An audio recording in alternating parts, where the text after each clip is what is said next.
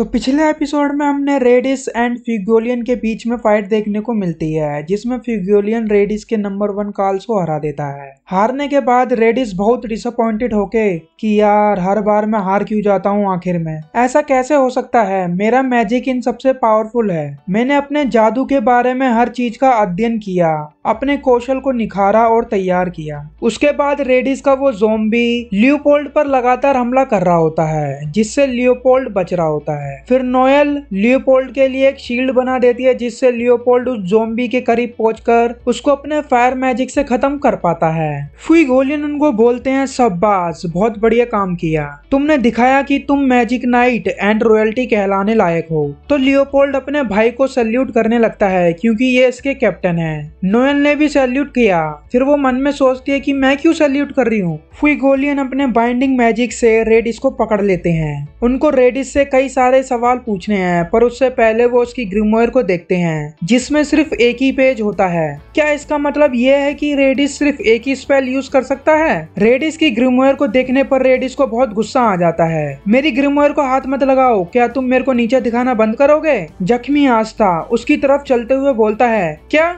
तुमको कौन नीचा दिखा रहा है? तुम चाहते हो कि सब लोग तुमको एक्नॉलेज करें, तुम स्ट्रॉन्ग हो, तुम्हारे पास पावरफुल मैजिक भी है, पर अब उसका कोई मतलब नहीं बनता। जो तुमने किया उसके बाद तुमने अपने पावर को वेस्ट किया। नोएल आस्था को सहारा देती है। फ्यूगोलियन बोलते हैं कि तुम अगर इस पाथ को चूज करने की जगह कुछ और अच्छा करते तो जो तुम चाहते वो पा सकते थे, बट अभी जो तुमने किया उसकी सजा तो तुमको मिलके ही रहेगी। उतने में ही रेडिस से कोई बात करने लगता है। उसके कान में एक एयरफोन टाइप कुछ लगा होता है और कोई रेडिस से बोलता है, तुमने अपना सबक सीख लिया ही होगा कि तुम एक कैप्टन को अकेले नहीं हरा सकते, तो अब से तुम एकदम प्लान के अकॉर्डिंग मूव करोगे।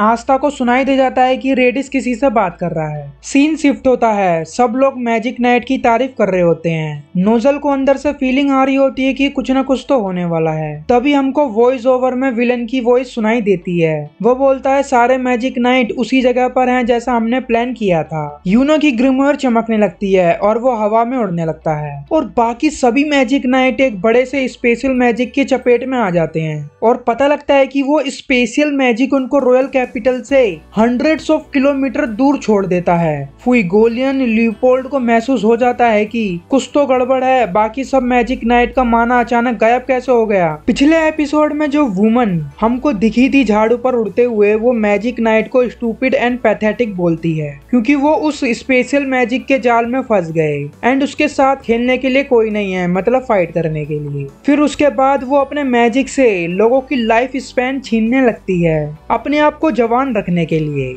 सब नागरिक बूढ़े होने लगते हैं, क्योंकि ये औरत उन सभी की लाइफ स्पैन लेने लगती है अपने जादू से। एक लड़की उससे डर के भाग रही होती है। वो एक लड़की के अंदर से उसकी लाइफ स्पैन खींच लेती है, क्योंकि उसको लगता है वो लड़की क्यूट बनने का नाटक कर रही है उससे डर के भागने के दौरान। फिर जब उसके साथ वाला लड़का आता है, वो उसके पास जाके पूछती है, बताओ मैं सुंदर दिखती हूँ ना? मैं कितनी साल की दिखती हूँ तुमको? वो लड़का डर से कांप रहा होता है। ये क्या कर दिया तुमने मॉन्स्टर? वो लड़का उसको मॉन्स्टर बोल देता है, तो वो औरत उसको भी बूढ़ा बना देती है। तभी यूनो आता है। वो औरत बोलती है, फाइनली कोई तो उस स्पेशल मैजिक से बच निकल पाया, चलो थोड़ा मजा करते हैं। यूनो बोलता है, मैं तुमको और लोगों को चोट पहुंचाने नहीं दूंगा, ओल्ड हैग। ओल्ड हैग कहने पर वो गुस्से में आ जाती है और कई तरह के कर्सिस मैजिक से वो यूनो पर अटैक करती है, और वो अटैक जब तक यूनो का पीछा करते रहेंगे जब तक वो उसको लग ना जाए। यूनो उससे फाइट करते हुए उससे पूछता है, तुम कौन हो और इधर किस लिए आए हो? वो यूनो की हॉटनेस देखकर बोलती है, हम किसी को खत्म करने आए हैं,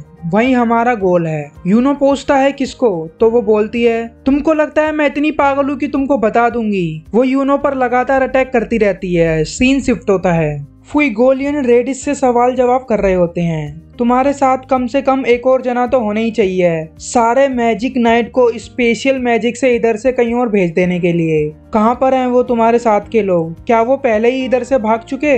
भले ही तुमने मैजिक नाइट को इधर से कहीं और भेज दिया हो, फिर भी तुम इतने स्ट्रॉन्ग नहीं हो कि इस कैपिटल पर कब्जा कर सको, या फिर तुमको लगता है कि तुम आसानी से किंग तक पहुंच जाओगे? तुमने बोला था कि तुम क्लोवर किंगडम से बदला लेना चाहते हो, पर मेरे को दिख रहा है कि तुम्हारा उससे भी बड़ा कोई और मोटिव है। रेडिस बोलता बोलता है तुमको सच में जानना है कि हम एक्चुअली में किसके पीछे हैं? तुम्हारे पीछे हैं, तुम्हारे फुइगोलियन। फिर वो स्पेशल मैजिक से फुइगोलियन को एक अजीब सी जगह पर ले जाते हैं। यूनो उन अटैक से लगातार बच रहा होता है, पर वो कई सारे होते हैं। जब तक वो यूनो को लग ना जाए तब तक वो यूनो को पीछे करते ही रहते हैं और अटैक कई बार यूनो को लग भी जाते हैं। यूनो को लगता है कि इन अटैक से ज्यादा डैमेज नहीं हो रहा है मेरी बॉडी पर, बट स्टिल ये कई सारे हैं, एक के बाद एक आते ही जा रहे हैं। पर बाद में पता चलता है कि वो कर्स मैजिक स्लोली बट इफेक्टिवली काम करना शुरू कर देते हैं। पहले यूनो को दिखना कम होने लगता है, फिर सुनना भी कम होने लगता है, एंड देन उसकी पूरी बॉडी सुन पड़ जाती है। वो मूव करना बंद कर देती है। यूनो अपने मन में ही खो जाता है। उसने गोल्डन डाउन को ज्वाइन किया 4 लीफ क्लोवर ग्रिमोर की एक्सपेक्टेशन पर खड़ा उतरने के लिए। पर मैं क्या कर रहा हूँ, मैंने कुछ ज्यादा खास नहीं किया।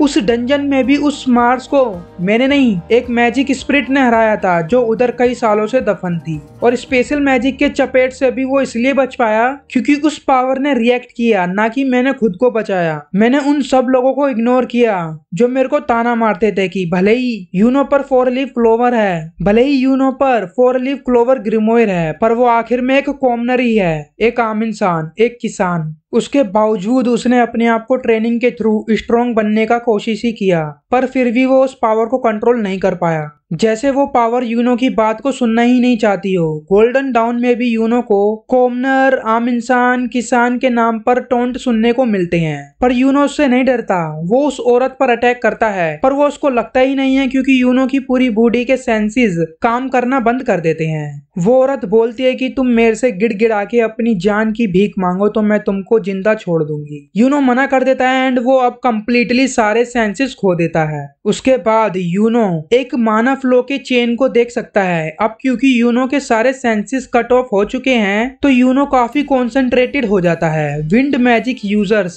सबसे अच्छे होते हैं माना डिटेक्ट करने में। वो औरत कॉन्स्टेंटली यूनो से बोलती है कि तुम जल्दी उठो, मैं तुम्हारा वेट नहीं कर सकती, जल्दी करो वरना मेरे को तुमको मारना पड़ेगा। यूनो मन में बोलता है चुप करो, मेरे को तुमसे कोई मतलब नहीं कि तुम क्या चाहती हो, मेरे को सिर्फ एक ही चीज से फर्क पड़ता है कि मैं आस्था से नहीं हार सकता। यूनो एक स्पेल पढ़ता है और इतना सारा माना उसके चारों ओर इकट्ठा होने लगता है यूनो के पास। वो माना को कंट्रोल करने में कामयाब हो जाता है। यूनो को समझ आ जाता है कि ये विंड स्पिरिट उसको कॉन्स्टेंटली माना सिग्नल दे रही थी, बट वो अपने विजन एंड हियरिंग पर ज्यादा ध्यान दे रहा था रेदर देन उसको कॉन्सेंट्रेट होके महसूस करने के बजाय। वो एक ताबड़तोड़ अटैक उस औरत पर कर देता है। सीन शिफ्ट होता है। उस स्ट्रेंज जगह पर फ्यूगोलियन के पास कोई आता है जिसको देखकर फ्यूगोलियन का रिएक्शन कुछ ऐसा होता है, ओ ये तो तुम हो। मतलब कि ये जो भी है वो फ्यूगोलियन को पहले से ही जानता है और फ्यूगोलियन भी उसको पहले से ही जानता है। अब ये कौन है ये तो हमको आगे के एपिसोड में ही पता चलेगा।